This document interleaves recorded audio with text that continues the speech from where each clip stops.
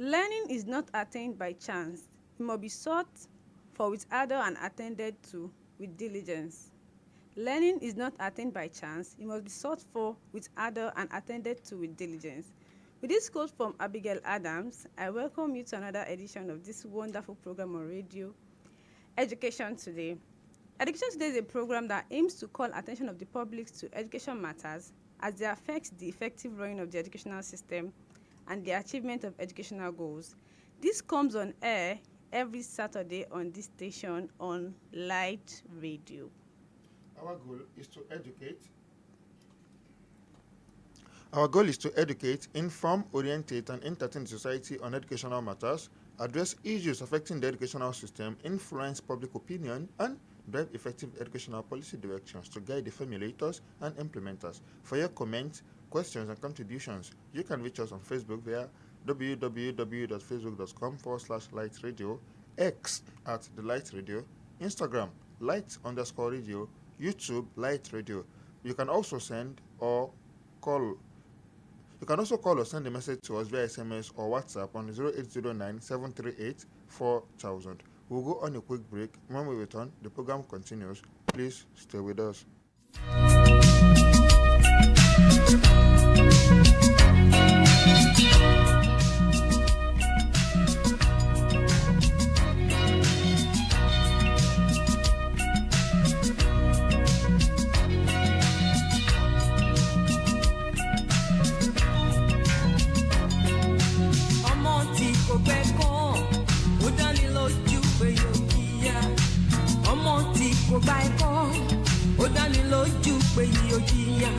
Iṣẹ́ burúkú ni wọ́n ń ṣe tí wọ́n bá jalè wọ́n tún fọ́lé ẹ̀dàkùn yé ẹni òbí wa lẹ́bàá lówó kẹjọ kẹjọ.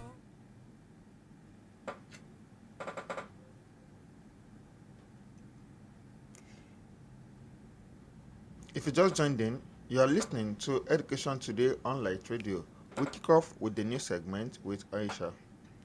We'll be discussing the news today, and we have our in-house analyst to give us detailed on the news. So the headlines are: Parent protest Lagos government 180% hike in school feeding fees. Well, I think basically during the week or some days back, like a week now, the Lagos government came out with a new regime of fees for boarding schools, in the model colleges that we have in the state. So the boarding fees was increased from 35,000 naira per term to 100,000 naira. The implication is in a year for a parent to be paying 300,000 naira as against 105,000 naira before. And a lot of parents have actually started protesting that it doesn't make any sense. Yes, the government is saying that looking at the cost of living, the cost of feeding these students, that things have actually gone up, so they have no choice but to increase the amount payable by each parent for each child that is resident in these model colleges. My parents are saying that, and looking at the fact that they are looking at the interest of the students, because they want a situation where you have the students and probably they become very lean and they look pale and things like that because of malnutrition.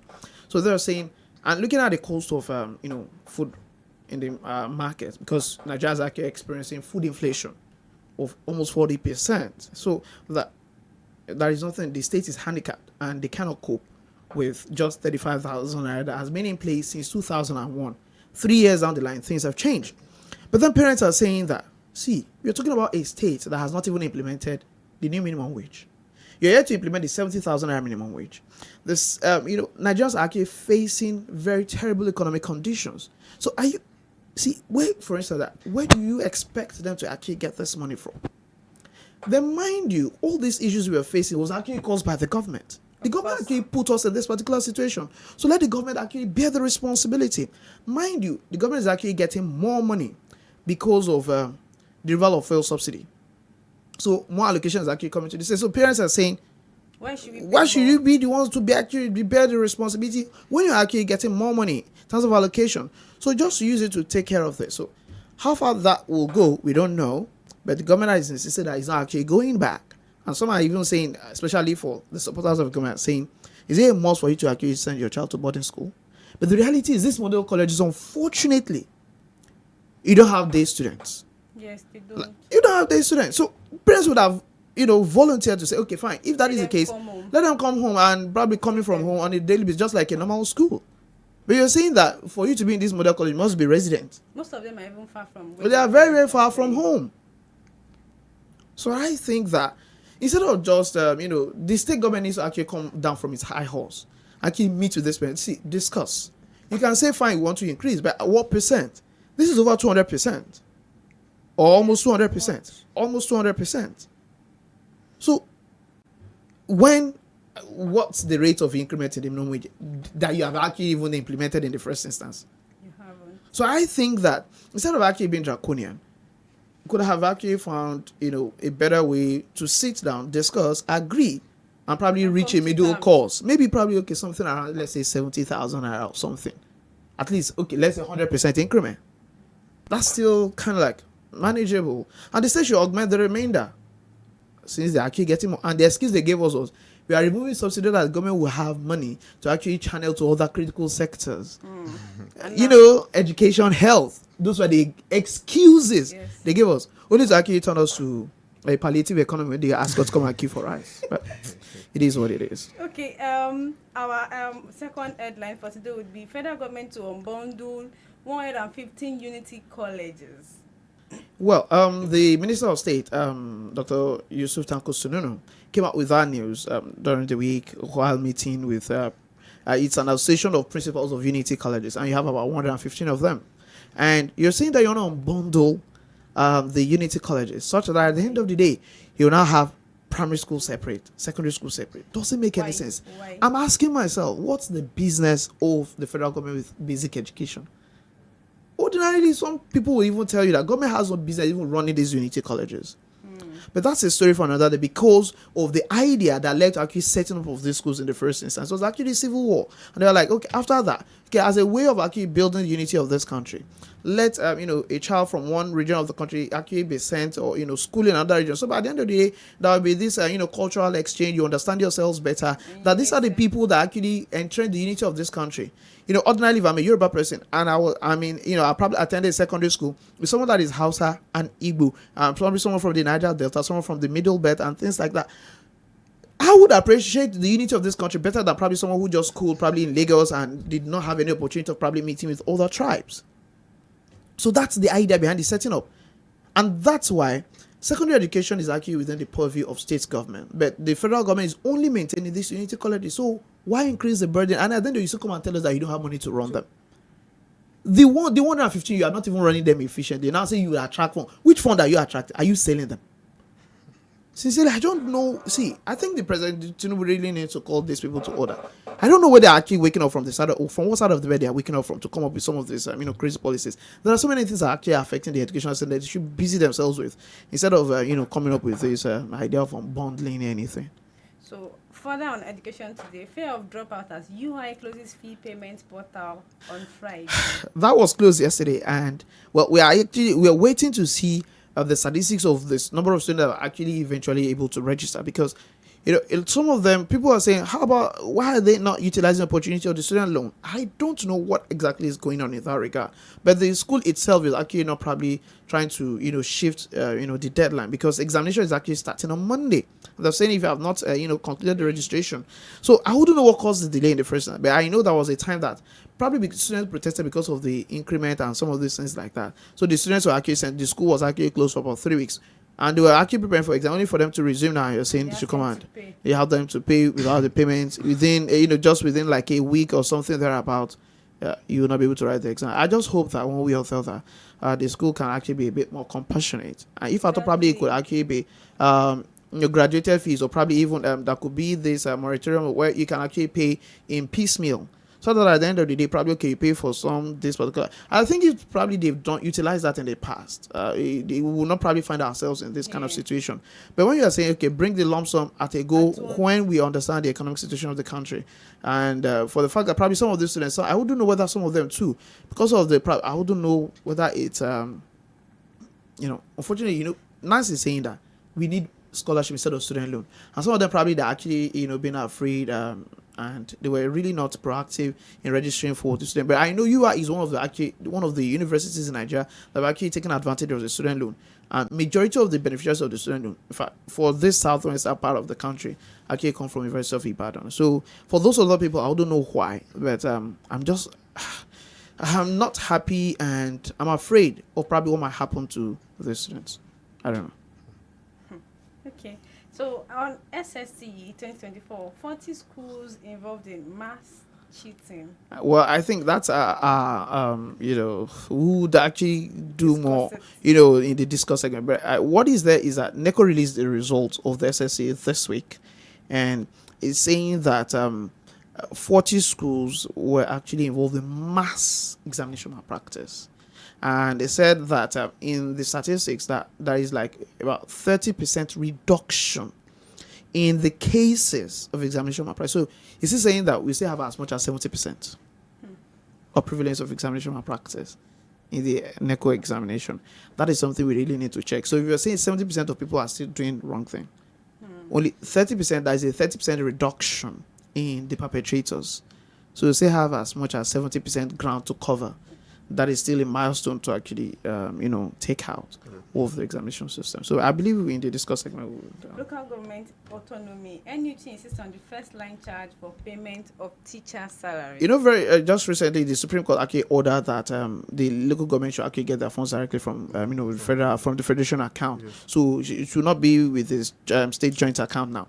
But primary schools, because of the state joint account, was the basis upon which the joint allocation account was actually created in the first instance. Because in the past, local government were actually paying primary school teachers, and at a point they were owing months of salaries. So they protested that we don't want it again. Let there be a joint account where the state can actually supervise what is going on. So it's like the state is actually taking from the source the money from the local government and paying the teachers.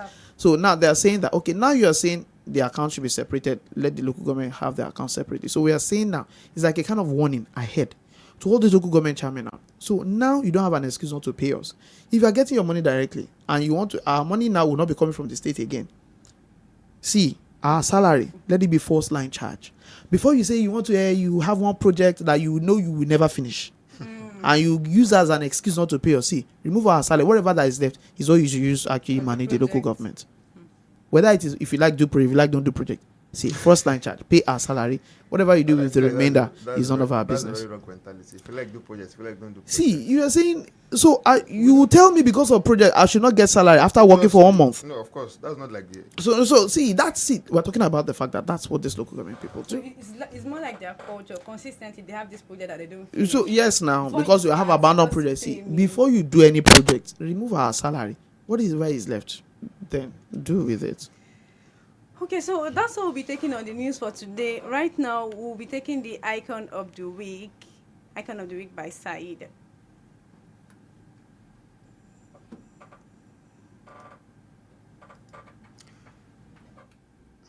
Good afternoon.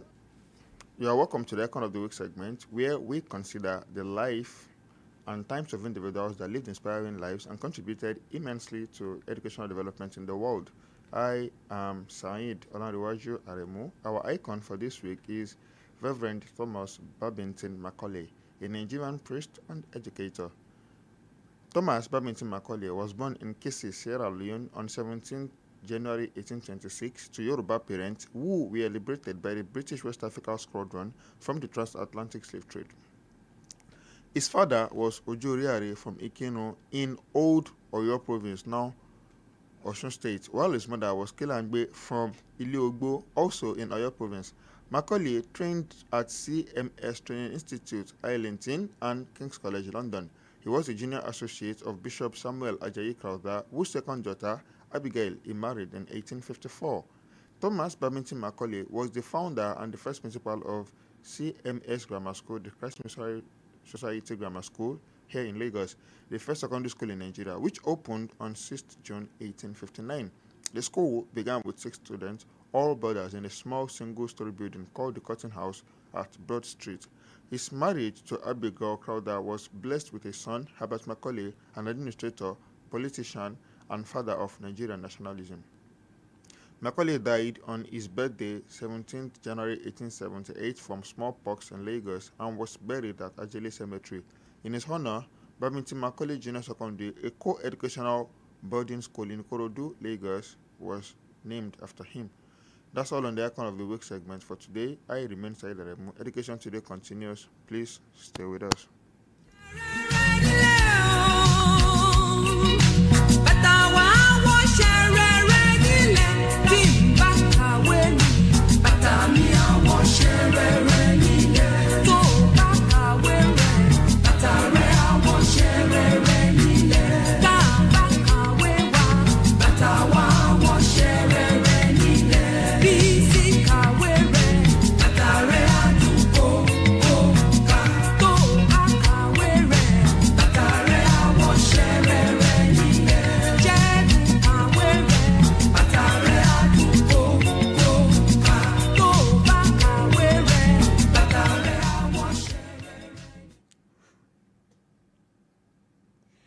That was the Icon of the Week segment. We celebrate Babington Macaulay.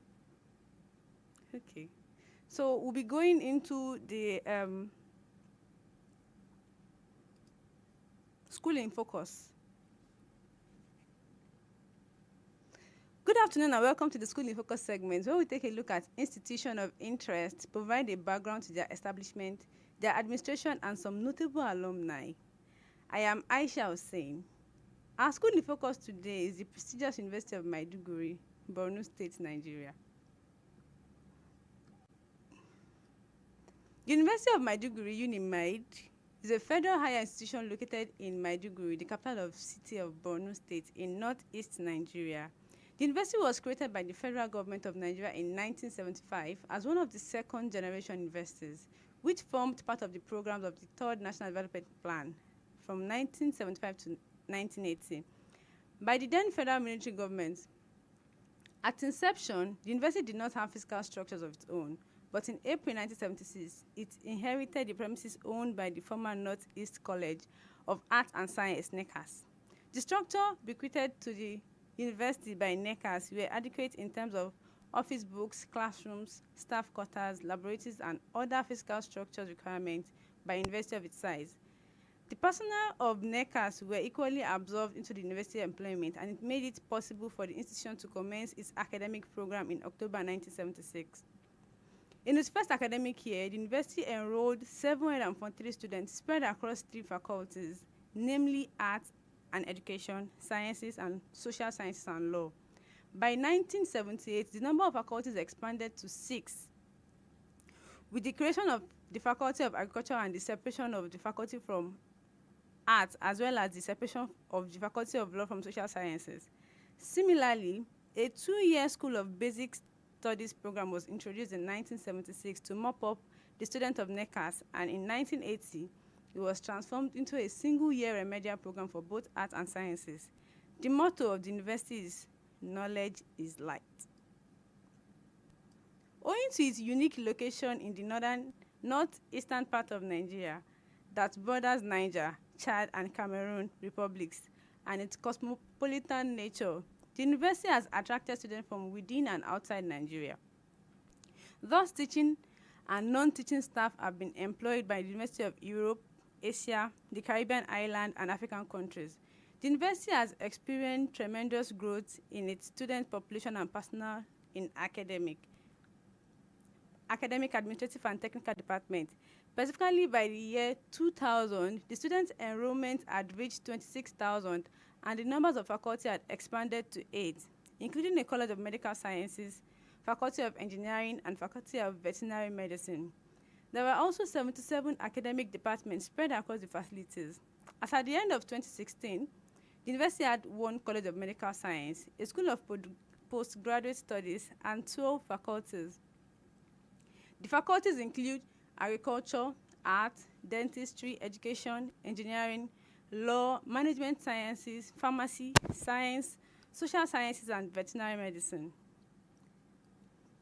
With the encouragement of the federal government, the university has recently been increasing its research efforts, particularly in the fields of agriculture, medicine, and conflict resolution, expanding the university press, The university is the major higher institution of learning in the northeastern part of the country.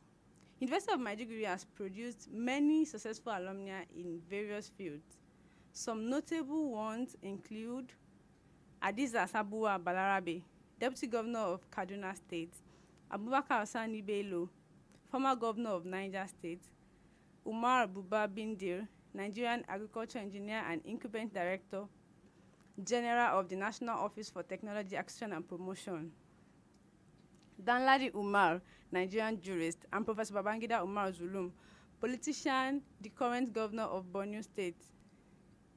To gain admission into the University of Maiduguri, you would typically need to meet the admission requirements set by the university. This usually involves taking the Joint Admission and Matriculation Board JAMB examination and meeting the minimum score required for your desired course. It is also important to keep an eye out for the university's admission process and deadlines. That's it on our School in Focus for today. I remain Aisha Hussein. Education Today continues in a moment. Please don't go anywhere.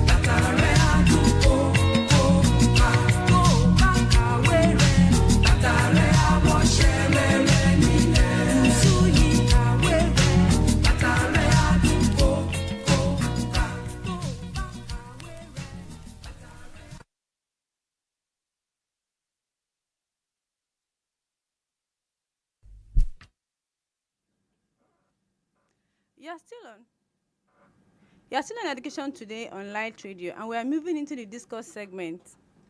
And our guest is here with us. We are discussing examination malpractice in Nigeria education system, causes, effects, and solution.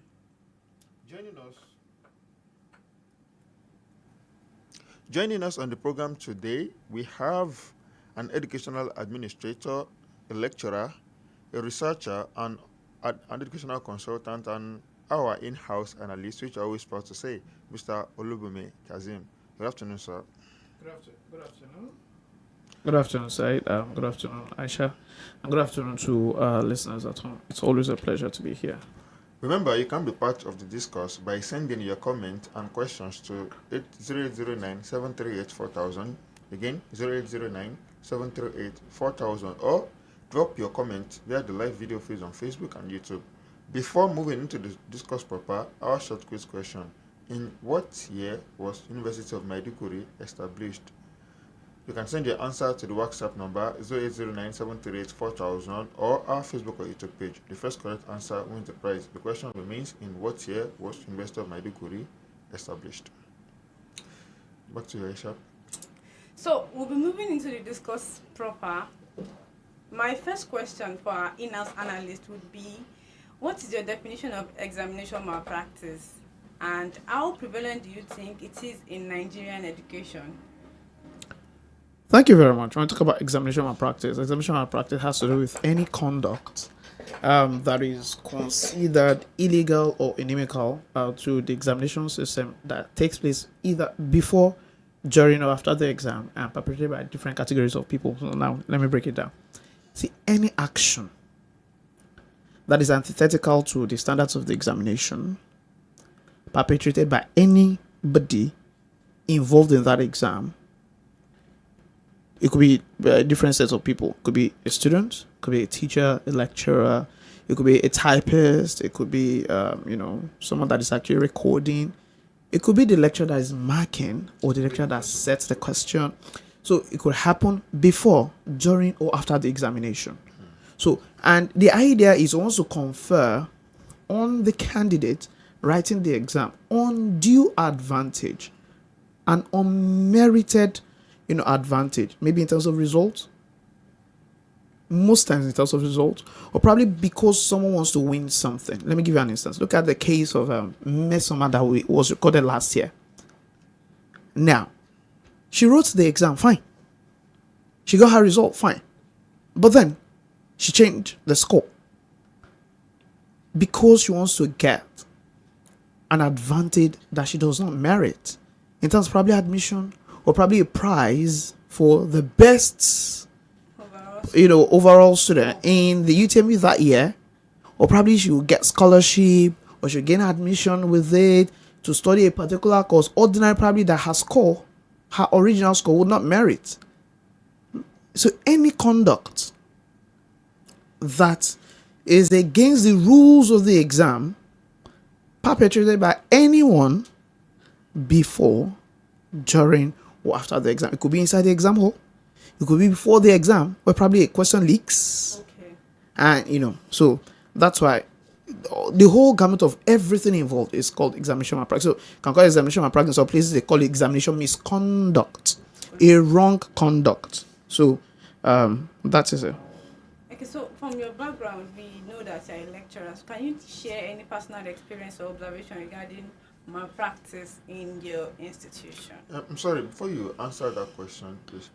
There were two questions in the first one that that was thrown at you. You Okay. answered the first one, but you not actually mentioned the second one. Okay. How prevalent do you think it is in Nigerian education?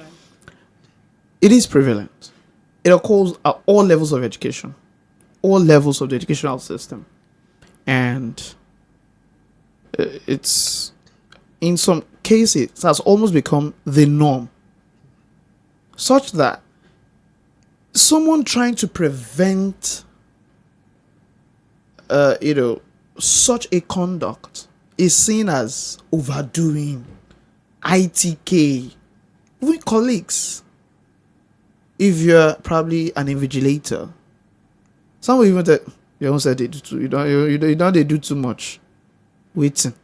You said no do when were you not a student before? I gotta calm down. Students do feel like, okay, you are stressing us too much now. You are not even giving us breathing space. You are not even okay, please calm down now. Haba. You two, you were once like us. Of course. And so they feel like, why are you Entitled. just so God bless you. They feel entitled to be allowed to do whatever they like. And for some students, it's a fellow student, you're like, guy, let me see what you're trying to do there. I beg. Open it. Just open it slightly. Let me just. I like, sorry. Or question number one. What's wrong with you? You are doing I too know. What is it? Is it now that like that you score higher than me does not? How does that? If you share the knowledge, will it take away anything that you want to score? Why are you being so stubborn? Why are you being, so unkind, so wicked? So you are seen as someone that is wicked. Someone that is wicked. Some parents will feel like you are not being kind. You are wicked. You don't want to. You are being too hard on these kids. They're just kids. And for you to know, it's actually prevalent. Even for common entrance, primary 6. 10 years and 6 years. These underage kids, 9, that write this common entrance. You see parents, you see teachers calling answers inside the exam hall. They ask parents to pay ahead so that on the day of the exam, the teachers will come into the exam hall to teach them, to dictate answers to them. So you have this. You have a situation where probably even at the lower level, primary 1, 2, 3, the students are actually being favored, just giving them marks because the parent is nice. It's one of those parents that usually come and bring something and give I'm the lesson teacher to this boy.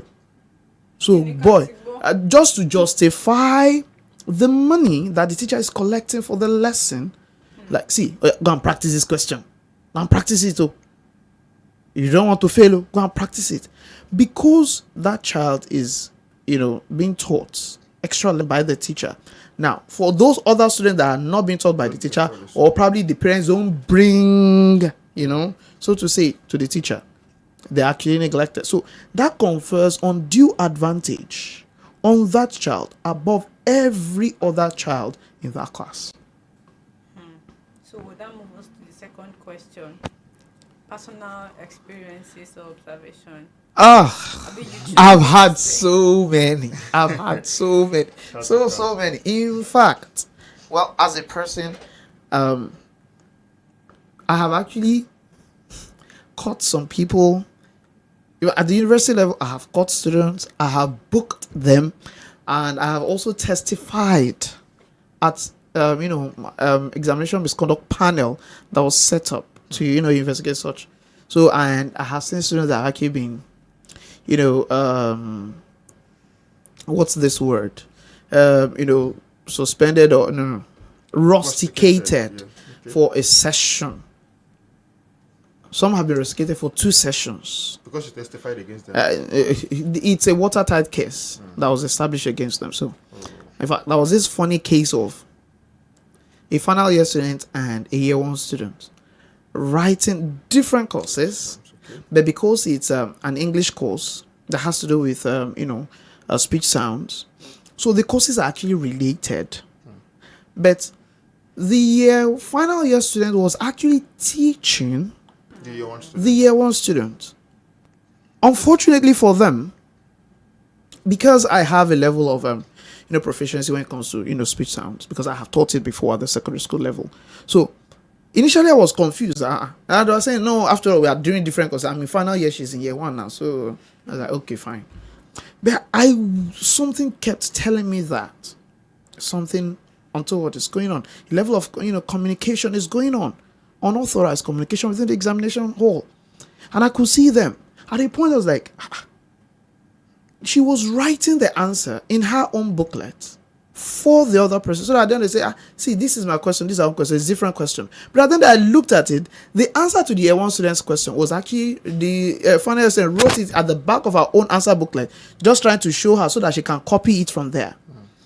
And I got it and I was like, see, and the 2 of them were booked, and the evidence was presented, and I told them that, and I testified, see, that's for me. So that's to tell you that, so some of these things that I say, it's not just something that I just imagined. I have seen it. I have, participated in trying to, catch or apprehend the perpetrators. And beyond that is, we see in the news, we hear in the news. So many. Look at the case of the NECO SSC that has just been released. NECO itself came out to say that 40 schools were involved in mass examination malpractice in this last SSCE. Some schools have been blacklisted. So supervisors have actually also been blacklisted that you will not work for NECO again because of probably dereliction of duty or negligence or collusion with some of these schools for pecuniary benefits and some other things like that. So Yeah. Before, I think your analysis prepares you, I would say, makes you perfect for the next question, which is about the primary causes of examination malpractice. But I want to kind of spotlight the undue advantage aspect of it. So if you caught, for instance, now, of course, they say it's a crime only if you are caught, right? If there are 2 students engaging, or maybe I would say trying to engage in examination malpractice, but both of them are, I would say, I don't want to use the Yoruba term for it, but yeah, let's say they're both olodos. They both do not actually know the cause. Yeah, they're trying to teach them. It's a case of helping one another, yeah, or each other. Yeah, but they are both teaching themselves nonsense. Is it still considered examination malpractice? I mean, there's really no advantage there. I don't know if you get my question. Whether you call it, see, you are the one defining that. Probably, see, the truth is, those that are perpetrating this action, really, they don't even see. It is when you know that you'll be able to say, this answer is incorrect. Someone just telling you A, B, C, D, and you just keep shading. Exactly. See, for those that are engaged in this thing, you see, a lot of times when they feel like those that are marking are idiots.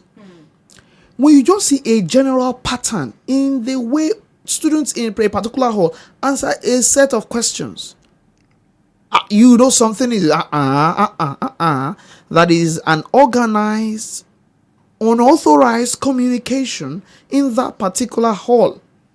Because at the end of the day, you see, imagine 100 students in a hall. Question number 1, if it's objective, and all of them picked A, and A is the answer, for instance. Yeah, question number 2 is B, all of them picked B. Question number 3 is D, and all of them picked D. And habba. and no deviation whatsoever, something is wrong. Yes, that is clear. So, but in the case of probably those two people that they are both all of those, they are unintelligent, so they're dullards, and they are still in Odongbodokon, like Yorubas will say, an unintelligent person trying to help another unintelligent person, unintelligent square, or two unintelligent people.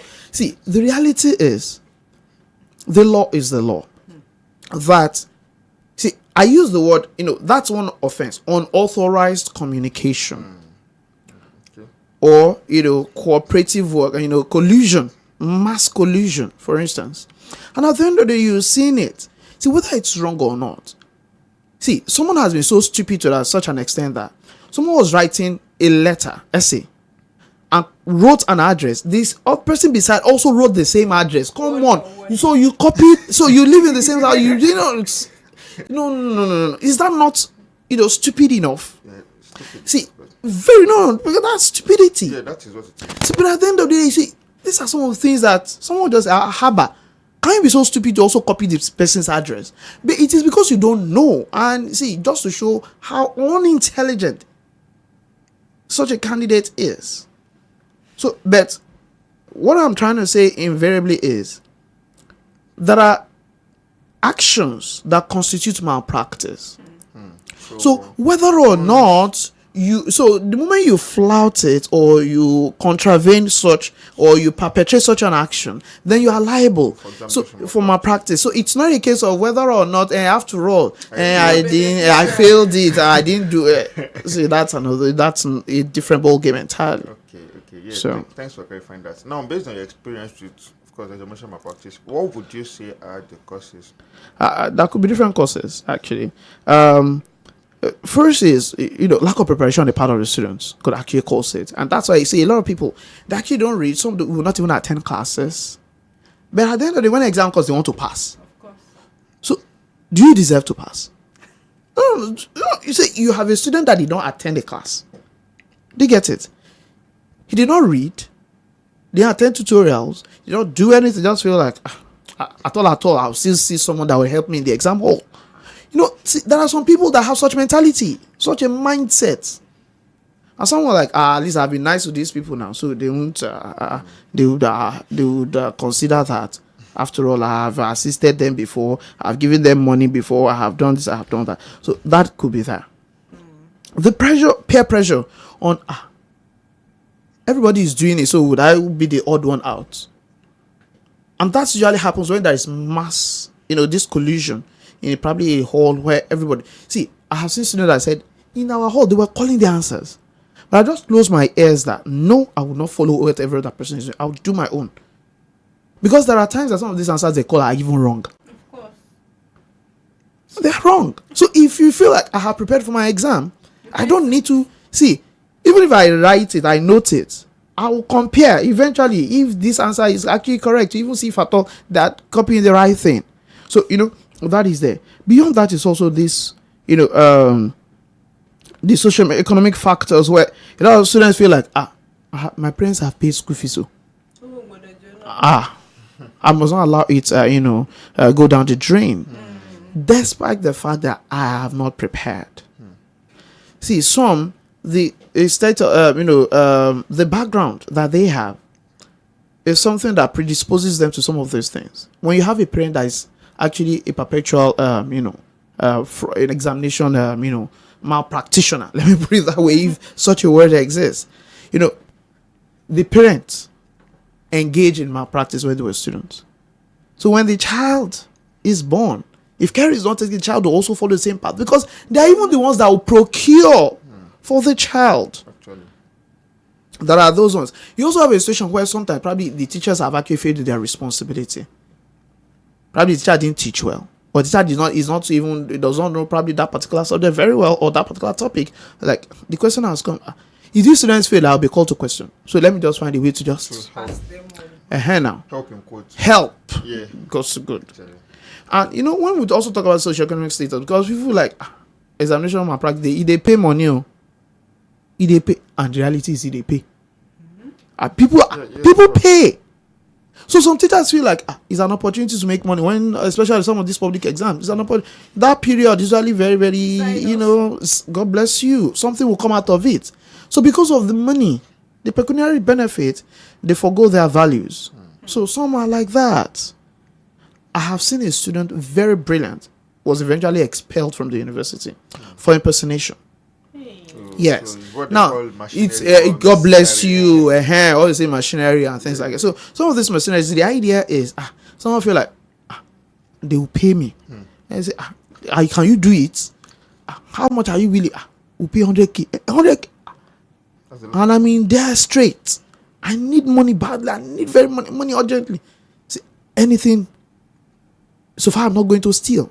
But what you're doing is actually worse than stealing.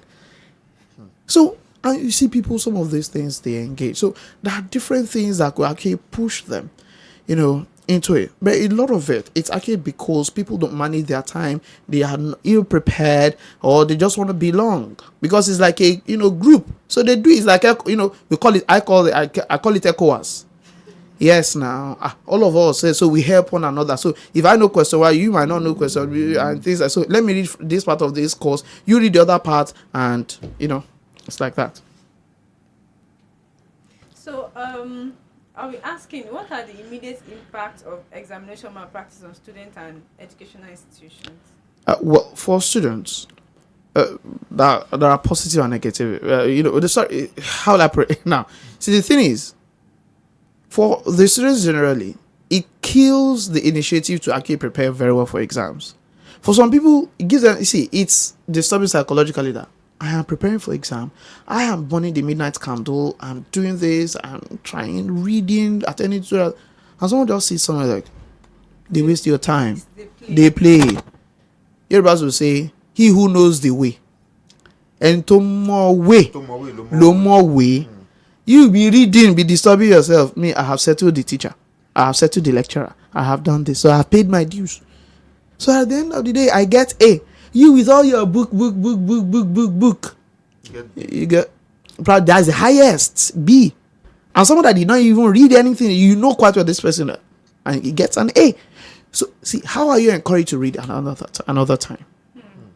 So some people is a psychological defeat there. So why am I disturbing myself then? If probably that's the way to go, then let me follow the bandwagon.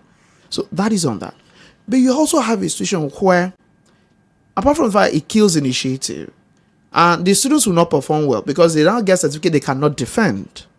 And that affects the reputation of the institution. Beyond that, even for some countries, now let me tell you, for Africans, one of the problems that we are having now, for Nigerians or some of those that are actually traveling abroad, they now doubt your certificates. They doubt, the credentials that you possess. And that's why they subject you to some other examination that doesn't make sense. Imagine Nigeria as an English-speaking country being subjected as a graduate to still write IELTS, to write TOEFL, just to prove that, yes, I understand English language. For goodness sake. Is that not ridiculous? But your school, I beg, your certificate, we know you people. Because at the end of the day, you have some people, they can't defend the certificate that they possess. Beyond that is, you're also putting so many things at risk, especially some of these professions. Imagine a doctor, a medical doctor, that probably cheats his way to get the certificate, to get the license. You now present a real life situation now. I'm having this issue and the doctor does not know how to attend to it. Or prescribes a wrong drug. Because probably as at the time that course was being taught, I just had to find an unscrupulous means to just, pass. A lawyer that cannot successfully defend a case in court. Does not know the Constitution. An engineer